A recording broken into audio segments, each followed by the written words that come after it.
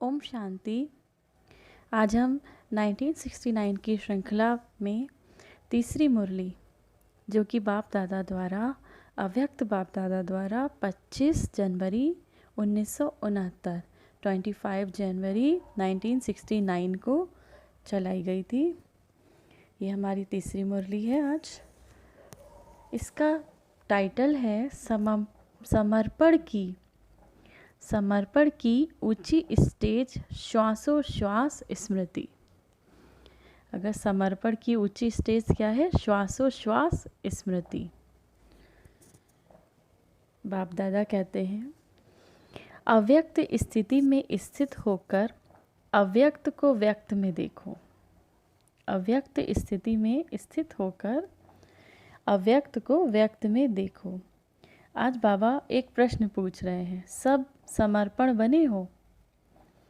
सर्व समर्पण बने हो? सर्व समर्पण है ही, ये सभी का विचार है या कोई और का कोई और विचार है? सर्व समर्पण। सर्व समर्पण किसको कहा जाता है? बाबा ने कहा, सर्व में यह देह का भान भी आता है। देह ले लेंगे तो देनी भी पड़ेगी, लेकिन देह का भान तोड़ कर समर्पण बनना है। जब समर्पण कर दिया बाबा को सब, तो इसमें क्या आता है? देह का भान भी आता है। तो बाबा ने कहा, जब तुमने अपना तन मन धन, कहते हो ना, देह दे दिया, तन दे दिया, तो देह का भान, तन का भान भी तोड़कर समर्पण बनना है। आप क्या समझते हो? देह के अभिमान से भी समर्पण बने हो? बाबा ने कहा, आप क्या समझते हो? देह के अभिमान से भी संपूर्ण समर्पण बने हो? मर गए हो व मरते रहते हो? बाबा ने कहा, खुद को मरा हुआ समझ रहे हो या मरते रहते हो? देह के संबंध और मन के संकल्पों से भी, देह के जो संबंध हैं, जितने भी हमारे देह के संबंध हैं, हमारे रिश्तेदार हैं जो हमारे आसपास हैं, वो देह के संबंध और मन के संकल्पों से भी मर्जीबा बनना है। बाबा ने कहा, तुम देही हो, ये देह का अभिमान बिल्कुल ही टूट जाए। तुम देही हो, ये देह का अभिमान, इस शरीर का जो अभिमान है, ये बिल्कुल टूट जाए, तब कहा जाएगा सर्व समर्पणमय जीवन। सर्व समर्पणमय जीवन कब कहा जाएगा? बाबा ने कहा, जब इस देह का अभिमान, जब इस शरीर का अभिमान बिल्कुल टूट जाए, तब कहा जाएगा सर्व समर्पण जीवन। जो सर्व त्यागी, सर्व समर्पण जीवन वाला होगा, उनकी ही संपूर्ण अवस्था गाई जाएगी। जो सर्व त्यागी, सर्व समर्पण जीवन वाला होगा, उनकी ही संपूर्ण अवस्था गाई जाएगी। और जब संपूर्ण बन जाएंगे तो साथ जाएंगे। जब संपूर्ण बन जाएंगे, बाप समान बन जाएंगे, तो बाबा के साथ जाएंगे।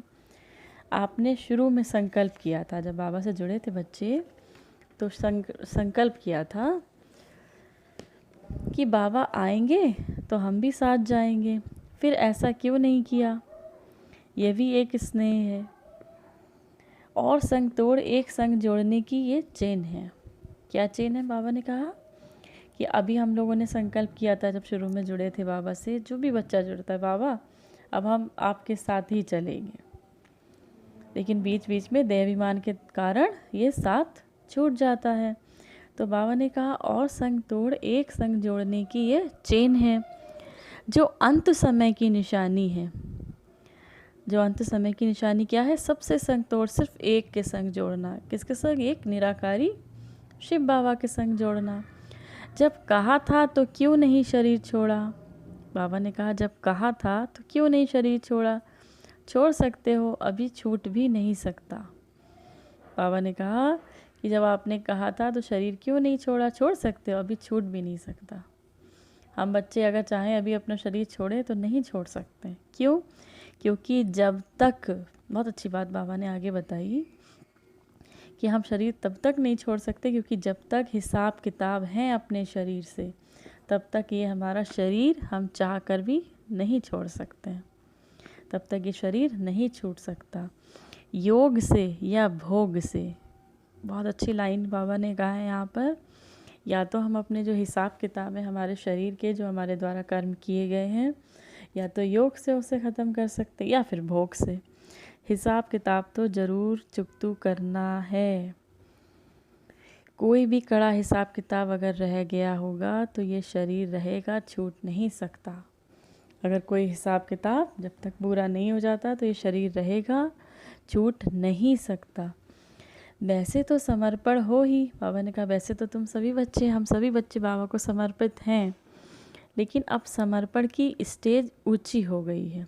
समर्पण की स्टेज को ऊंचा बढ़ा है, मतलब हम जो डेडिकेट बाबा पे होते ना, हमने डेडिकेशन देख रहे हैं बाबा यहाँ पर, जो समर्पण देख रहे हैं, हमारा जो स्टेज है उस, अब बाबा ने कहा उसको ऊंचा करो, ऊंची हो गई है। समर्पण किसको कहा जाता है? उसको कहा जाता है जो श्वासोश्वास स्मृति रहे।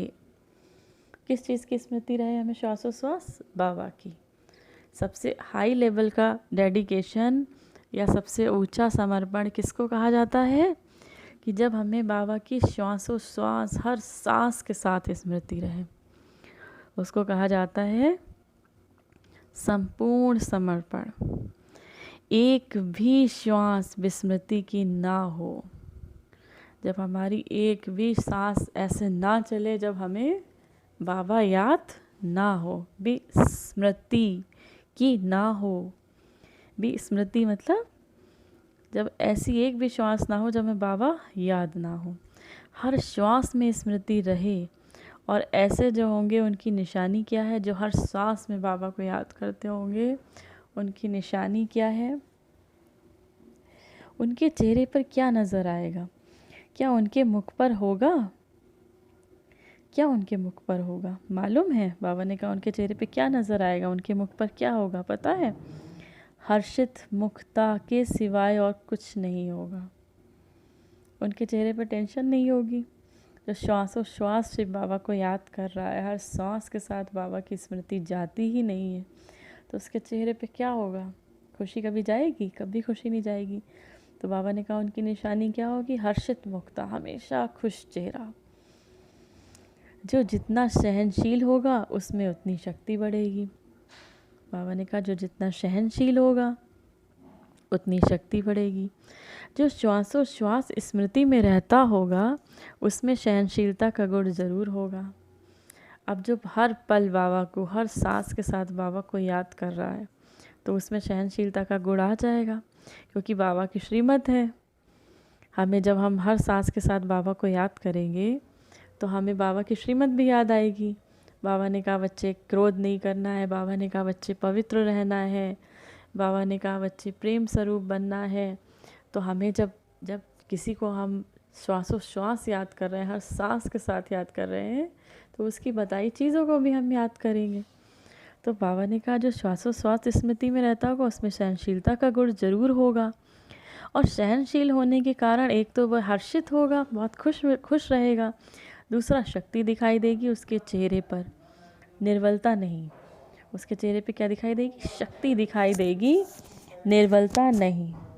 ये जो कभी कभी मुख से निकलता है, बाबा कह रहे हैं जो कभी कभी मुख से निकलता है कि कैसे करें, क्या होगा, ये शब्द निर्बलता के हैं जो नहीं निकलने चाहिए।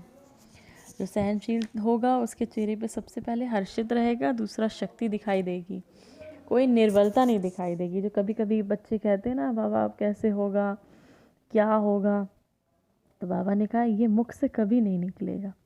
ये शब्द किस चीज़ के हैं? निर्बलता के हैं, जो नहीं निकलने चाहिए। जब मन में आता है, जो मुख पे आता है, बाबा ने कहा जो मन में आता है वो मुख पे आता है, परंतु मन में नहीं आना चाहिए। मन मना भव मध्याजी भव। मन मना भव का अर्थ बहुत गुहे है, बहुत गुप्त है। जैसे ड्रामा का सेकंड बाय सेकंड जिस रीति से चलता है, जैसे चलता है, उसी के साथ मन की स्थिति ऐसे ही ड्रामा की पटरी पर सीधी चलती रहे। मन की स्थिति ड्रामा की पटरी पर सीधी चलती रहे, जरा भी हिले नहीं। चाहे संकल्प से, चाहे बाड़ी से ऐसी अवस्था हो, ड्रामा की पटरी पर चल रहे हो। चाहे संकल्प से, चाहे बाड़ी से ऐसी अवस्था हो कि ड्रामा की पटरी पर चल रहे हो, परंतु कभी कभी रुक जाते हो, मुख कभी कभी हिल जाता है, मन की स्थिति हिलती है, फिर मन को पकड़ के लाते हो। ये भी एक जैसे एक दाग हो जाता है। बाबा ने कहा क्या हो जाता है? दाग हो जाता है। मन की स्थिति हिल गई, फिर क्या है? मन को पकड़ के लेके आए, बाबा को याद करने बैठे, याद आ गया कुछ और, तो मन की स्थिति हिल गई, तो उसको फिर पकड़ के लाते हैं हम, फिर बाबा के पास ले जाते हैं। ऐसा अक्सर हो जाता है, माया पकड़ती है। लेकिन बाबा ने कहा ये भी एक दाग जैसा हो गया। फिर भी एक बात अब तक भी कुछ बाड़ी तक आई है, प्रैक्टिकल में नहीं आई है। कौन सी बात बाड़ी तक आई है, मुख तक आई है, प्रैक्टिकल में अभी नहीं आई है। मतलब मुख पे आ गई है, लेकिन अभी उसको हमने अपने स्वरूप में नहीं लाया, प्रैक्टिकल में नहीं लाया। यही ड्रामा की ढाल जो सुनाई, लेकिन और बात भी बता रहे हैं। वह ये है जैसे अब समय नज़दीक है, वैसे समय के अनुसार जो अंतर्मुखता की अवस्था, वाणी से परे अंतर्मुख होकर कर्मणा में अव्यक्त स्थिति धारण करने की अवस्था दिखाई देनी चाहिए, जो कि अभी कम है। अब बाबा ने कहा अब समय बहुत नज़दीक है, तो अब क्या समय के अनुसार अंतर्मुखता, अंतर्मुखता आधा अर्थात मौन। अंतर्मुखता का दूसरा शब्द कह सकते हैं हम मौन। मुख से बिल्कुल साइलेंट, बहुत कम बोलना है। बाबा ने कहा कम बोलो, धीरे बोलो, मीठा बोलो। तो अंतर्मुखता मतलब अंतर में रहना, अंतर्मुख बनना, मुँह से नहीं बोलना। कर्मणा में भी जब काम कर रहे हो तो अव्यक्त स्थिति में, व्यक्त हुए बिना, वाणी से नहीं बोलना। अगर अपने मन को, अगर हम वाणी से कम बोलते हैं, अंतर्मुखी रहते हैं, तो मन कितना भी चंचल हो, आप थोड़ा सा कम बोल के देखेंगे, अंतर्मुखी होके देखेंगे, तो मन धीरे धीरे धीरे धीरे धीरे करके अपने आप शांत हो जाएगा। तो बाबा ने कहा अंतर्मुख होकर कर्मणा में अव्यक्त स्थिति धारण करने की अवस्था, जो भी अवस्था है वो दिखाई देनी चाहिए, जो कि अभी कम है। कारोबार भी चले, यह स्थिति भी रहे, ये दोनों ही इकट्ठा एक समान है। अभी इसमें कमी है। अभी किस चीज़ में? बाबा ने कहा अंतर्मुखी बच्चे नहीं हो पाते, बाह्यमुखी हो जाते हैं। अब साकार तो अव्यक्त स्थिति स्वरूप में स्थित है। बाबा ने कहा अब साकार तो, अब तो ब्रह्मा बाबा भी इस टाइम पर अव्यक्त हो गए थे, और अब हमारे सबके टाइम पे दादी गुलजार भी अब अव्यक्त हो गई हैं। तो अब बाबा कह रहे हैं अब साकार तो अव्यक्त स्थिति स्वरूप में स्थित है, लेकिन आप बच्चे भी अव्यक्त स्थिति में स्थित होगे तो अव्यक्त मुलाकात का अलौकिक अनुभव कर सकते हो। हम लोग अब मुख से नहीं बोले बाबा आइए, हम मन से, सच्चे मन से जब बाबा को याद करते हैं, अव्यक्त होके जब हमारी मन की बात बाबा तक पहुंचती है, मन ही मन जब हम याद करते हैं, तो बाबा ने कहा कि अब जब अव्यक्त स्थिति में स्थित होगे तो अव्यक्त मुलाकात का अलौकिक अनुभव कर सकेंगे। एक अलौकिक अनुभव होगा, बहुत पावरफुल अनुभव होगा। एक मुख्य बात और भी है, वर्तमान समय ध्यान पर देते हैं जो तुम्हारे में होनी चाहिए। वो कौन सी है? कोई को आता है जो मुख्य साकार रूप में भी कहते थे। बाबा ने कहा एक बात जो तुम्हारे अंदर होनी चाहिए, वो कौन सी है? जो मुख्य साकार रूप में भी कहते थे। कौन सी बात? अमृत वेले उठना। अमृत वेले का वायुमंडल ऐसा ही रहेगा। साकार में अमृत वेले बच्चों से दूर होते भी मुलाकात करते थे। साकार में जब बाबा थे तो अमृत वेले जब बच्चे उठते थे तो भी दूर रहते भी बाबा मुलाकात करते थे। लेकिन अभी भी अब जब अमृत वेले चक्कर लगाने बाबा आते हैं तो यह वायुमंडल देखा नहीं है। क्यों थक गए? बाबा ने पूछा, थक गए हो? अमृत वेले अब क्यों नहीं उठते हो? इस अमृत वेले के अलौकिक अनुभव में थकावट दूर हो जाती है, परंतु ये कमी देखने में आती है। ये बाप दादा की शुभ इच्छा है कि जल्द से जल्द इस अव्यक्त स्थिति का हर बच्चा अनुभव करे। वैसे तो आप जब साकार से साकार रीति से मिलते थे तो आपकी आकारी स्थिति बन जाती थी। जब जितना जितना अव्यक्त आकारी स्थिति में स्थित होंगे, पहले बाबा से जब हम साकार में मिलते थे तो साकार रीति से मिलते थे, तो अब बाबा ने कहा अब जितना जितना आप अव्यक्त स्थिति में स्थित होंगे, आकारी स्थिति में स्थित होंगे, उतना ही अलौकिक अनुभव करेंगे। तो बहुत बहुत अच्छी मुरली बाबा के द्वारा चलाई गई है। इसके कुछ मेन पॉइंट्स हैं, हम एक बार फिर से रिवीजन करेंगे। बाबा ने आज हमें क्या क्या बताया है। सबसे पहले बाबा ने कहा है कि संपूर्ण समर्पण, सर्व समर्पण, देह का समर्पण, तन का समर्पण, मन का समर्पण, हर तरीके से सर्व समर्पण स्थिति।